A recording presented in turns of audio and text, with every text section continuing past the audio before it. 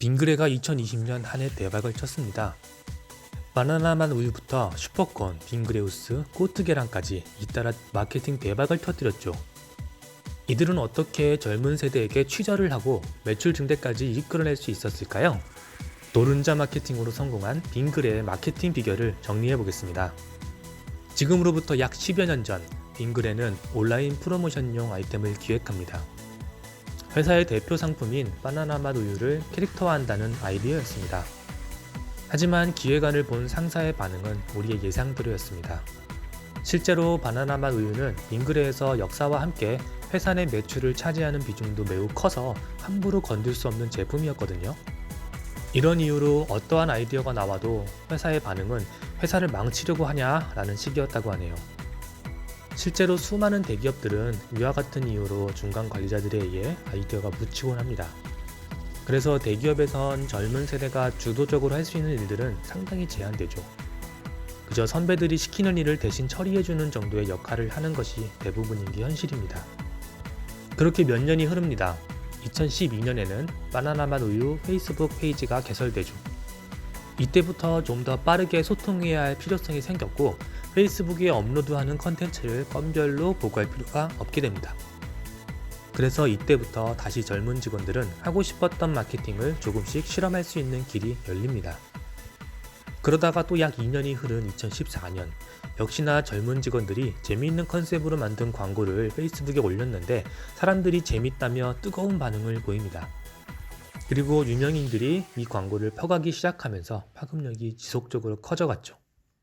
그러자 회사의 분위기가 바뀌기 시작합니다. 무조건 안 된다는 상사들의 태도가 바뀌기 시작한 것이죠. 그렇다 해도 대기업에서 갑자기 아무 컨텐츠나 생산해낼 수는 없는 일입니다. 젊은 직원들은 이제 좀 더 적극적으로 고객들을 관찰할 수 있게 됩니다. 그러자 이런 사실들을 파악하게 되죠. 고객들이 무엇을 좋아하는지, 어디서 재미를 느끼고 왜 좋아해 주는지를 말입니다. 이런 사실들을 기반으로 고객과 빠르게 소통하는 마케팅을 중점적으로 펼쳤고 결국 2017년 바나나맛 우유만으로 매출 2천억 원을 돌파하게 됩니다. 이는 국내 가공유 최초로 매출을 2천억 원을 돌파한 사건이라고 하네요. 이렇게 성공하는 모습들이 눈에 보이자 임원들도 더 많은 권한을 젊은 직원들에게 부여합니다. 그러다가 결국 빙그레우스가 탄생하게 되죠. 저는 처음 빙그레우스를 보고 어떤 생각이 들었냐면요. 와, 이런 걸 대기업에서 승인해줬단 말이야? 대박이다 라는 생각이 가장 먼저 들었습니다. 이는 대기업에서 일해본 사람들이라면 누구나 생각하실 수 있을 겁니다. 저런 아이디어를 내는 것보다 더 힘든 게 결제받는 것이잖아요. 그래서 빙그레는 대단한 겁니다. 그리고 몇 달이 더 흐르자 무슨 명품 같은 굿즈가 나오는데요. 자세히 보니까 꽃게 모양이네요. 와, 꽃게랑인 겁니다. 심지어 모델이 지코였는데 정말로 우리가 알고 있는 명품과 비교해도 손색 없을 정도의 로고 퀄리티에 깜짝 놀랐습니다. 저는 실제로 빙그레가 이런 마케팅을 펼친 이후에 빙그레 제품을 구입하는 빈도가 확실히 늘었습니다. 아이스크림 원래 콘 아이스크림을 좋아했지만 저의 1순위는 언제나 브라보콘이었거든요. 사실 이유는 딱히 없었습니다. 그냥 익숙해서였었죠. 근데 손흥민의 슈퍼콘 광고 때문에 이제는 아이스크림 냉동고를 열면 슈퍼콘부터 찾게 됩니다. 그리고 과자는 꽃게랑을 어렸을 때부터 좋아하긴 했지만 사실 저한테는 새우깡이 조금 더 우선순위였거든요. 그런데 꼬트계랑 이후로 꽃게랑을 우선적으로 구입한 빈도가 확실히 늘었습니다. 이 정도면 정말로 빙그레에서 마케팅을 잘한 거라고 할 수 있겠네요. 빙그레 마케팅팀은 아래의 3가지의 기준을 가지고 마케팅을 기획한다고 합니다. 이 중 첫 번째는 저의 핵심 마케팅 기준과 아주 똑같아서 매우 공감을 했는데요. 그 3가지를 확인하고 이번 글을 마치도록 하겠습니다. 첫째, 매출로 이어져야 한다. 마케팅을 잘 했느냐 못했느냐는 사실 그 이후의 매출을 보면 알 수 있습니다.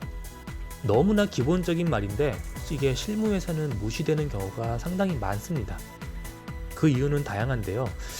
하지만 그중 대표적인 이유 몇 가지를 들어보면 마케팅을 담당하는 부서와 매출을 담당하는 부서가 서로 달라서 남일이라고 생각하는 분위기가 있는 조직도 상당히 많은 편이고요. 어느 정도 규모가 있는 회사에서는 마케팅 예산이 주어지는데 이걸 그저 소모하려는 계획을 세우는 경우도 많습니다. 어차피 쓰라고 준 돈이고 기존에 관행적으로 해오던 마케팅 채널들이 있잖아요. 거기에 일정 비율로 기계적으로 배분하고 그럼 대행사들이 그 돈을 받아서 실행하는 그런 거 말이죠.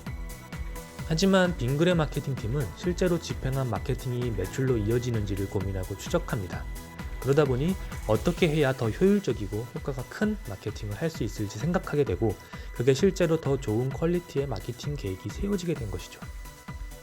둘째, 우리 제품에만 잘 맞는 마케팅이 좋은 마케팅이다.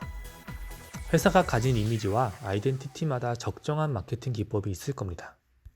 예를 들면 페라리의 경우 일부러 생산 설비를 확장하지 않아서 생산 일정을 조절하여 지속적으로 프리미엄 이미지를 유지하고 로열티를 높일 수 있습니다.